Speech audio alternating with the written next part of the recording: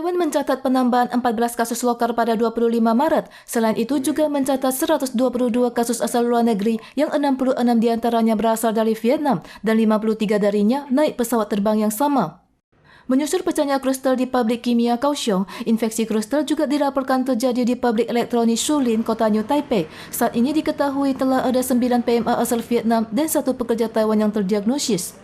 Berhubung 13 kasus positif dari kejadian kristal di pabrik kimia Kaohsiung tanggal 24 adalah kasus terobosan, seorang pakar memperingatkan bahwa meskipun situasi pandemi lokal mereda, Taiwan masih tidak bisa bersantai dan harus merampungkan penyuntikan vaksin sesegera mungkin.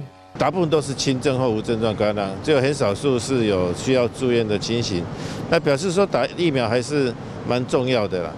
Selain itu, Taiwan telah memesan 2 juta dosis vaksin Novavax melalui COVAX dan diharapkan akan tiba dalam waktu dekat. Pakar mengatakan vaksin yang diproduksi pabrik Amerika Serikat ini merupakan vaksin protein subunit yang sama dengan vaksin Medigen. Vaksin ini cocok bagi penderita alergi untuk disuntikan dari dosis pertama hingga dosis ketiga. Pada tanggal 25, Yuan Legislatif mengadakan pengambilan suara untuk rancangan Undang-Undang Amandemen Konstitusi Kewarganegaraan berusia 18 tahun. Para legislator lintas partai dari DPP, TPP, dan NPP mengenakan seragam SMA sebagai pernyataan dukungan mereka terhadap amandemen ini. Tetapi pengesahan RUU Konstitusi memerlukan kehadiran 3/4 anggota rapat. RUU ini akhirnya bisa disahkan setelah para legislator KMT terakhir memutuskan untuk hadir dan memberikan suaranya. Setelah pengumuman pada paruh kedua tahun ini, RUU ini akan diserahkan kepada referendum untuk penentuan akhir. Saat ini usia hak referendum dan usia dewasa hukum perdata telah direvisi menjadi 18 tahun, tetapi usia hak pilih belum diubah. Dengan suksesnya penyerahan RUU Amandemen Kewarganegaraan berusia 18 tahun, warga negara Taiwan akan memiliki hak pilih pada usia 18 tahun.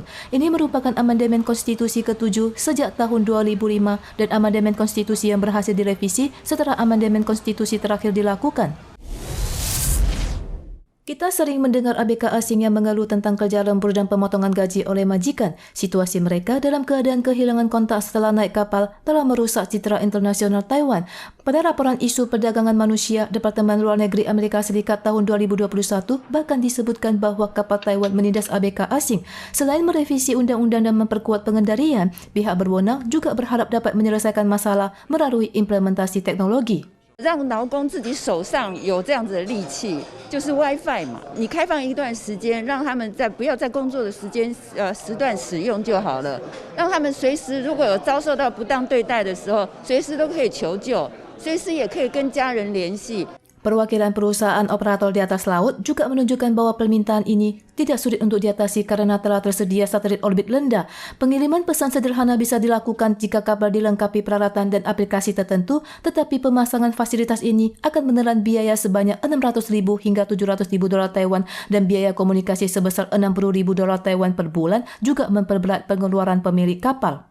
这 APP 就是只能传讯息，也不能讲话，那我们就可以达到让 全部的船员都可以透过这个手机 WiFi 来做传输了，包括跟家人联系、求救都可以做得到。 Untuk meningkatkan hak dan kepentingan nelayan asing di atas kapal, Institut Amerika di Taiwan dan instansi terkait menawarkan hibah sebesar 300.000 hingga 600.000 dolar Taiwan bagi khalayak umum untuk mengajukan proposal dengan teknologi inovatif yang dapat menyederhanakan prosedur pengaduan dan penanggapan isu ini. Di tengah berlangsungnya perang Rusia dengan Ukraina, Korea Utara meluncurkan rudal balistik antar benua atau ICBM dari Pyongyang pada tanggal 24 sore. Rudal ini terbang di udara selama 17 menit sebelum mendarat di perairan barat daya Hokkaido. Presiden Korea Selatan Moon Jae-in dan Perdana Menteri Jepang Fumio Kishida mengecam keras hal ini. Kepala Staf Gabungan Korea Selatan menduga proyektil yang ditembakkan adalah ICBM Hwasong-17. Menanggapi hari ini, militer Korea meluncurkan 5 rudal dari darat, laut dan udara di Laut Tiongkok Timur pada pukul 4 sore untuk menunjukkan kemampuan tanggap cepat militer. Ini adalah uji peluncuran ICBM pertama Korea Utara sejak peluncuran 4 tahun 4 bulan sebelumnya. Hal ini telah merangka janji penangguhan uji coba bom nuklir dan peluncuran ICBM pada April 2018 dan menyebabkan ketegangan di timur laut Asia mencuat tinggi.